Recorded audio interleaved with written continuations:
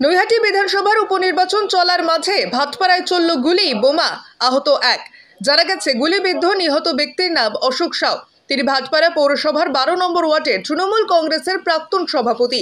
আজ সকালে ভাটপাড়া থানা থেকে কিছুটা আগে একটি চায়ের দোকানে বসেছিল অশোক সাউ।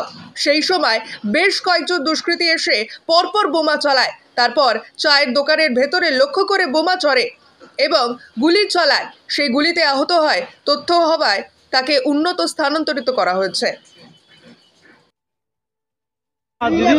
আমি কিছু জানি না, হ্যাঁ গলি বোমে চলেছে, আমি সেটা দেখেছি। একদম খুব ভিড় ছিল, আবার শুনেছি, আর কিছু জানি না। তোমার দোকানে কারা কারা আমি জানি না দাদা, বলছি তো ভিড় ছিল, খুব ভিড় ছিল, ভিতরে লোক বসে ছিল, আমি চা করছিলাম, একদম কিছু শুনতে পারছি, বুঝতেই পারছি না ঠিক আছে কি হয়ে বললাম তো, আমি কিছু জানি না, খুব ভিড় ছিল দোকানে। যিনি আর কি এফেক্টেড হলেন তার নাম কি? যে লেগেছে অশোক সাউ। হ্যাঁ এখানে বাজারে, পুরানি বাজারে থাকে।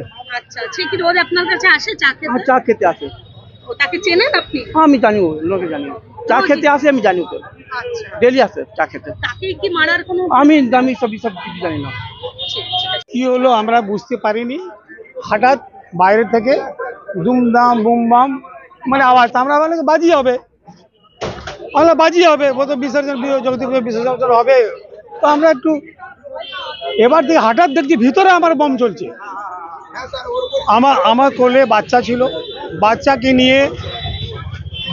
নিয়ে আর একটা 11 বছরের মেয়ে ছিল, ওকে নিয়ে পুরো একদম মানে কোলে নিয়ে একদম কোনো রকম বাঁচলাম।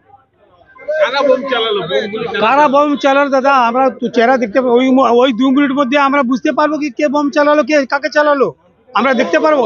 যদি দেখতে যাই আমাকে গুলি লেগে যাবে। একদম বাইরে থেকে ভিতরে ঢুকে গেছে, যে ওর টার্গেট ছিল, টার্গেটকে মারতে গেলে ভিতরে ঢুকে গেছে। আমি ওকে নাম জানি না, কিন্তু ভিতরে ঢুকেছিল। ওকেও যে দোকান যে আছে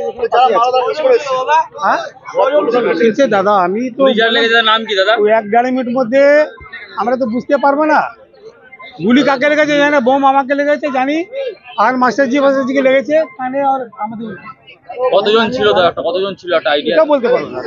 আবার আওয়াজে যা হলো কি, আমি মাথা নিচু করে একটা বাচ্চাকে কোলে নিয়ে। কি হয়েছে এখানে, কি হয়েছে সকালবেলা, কি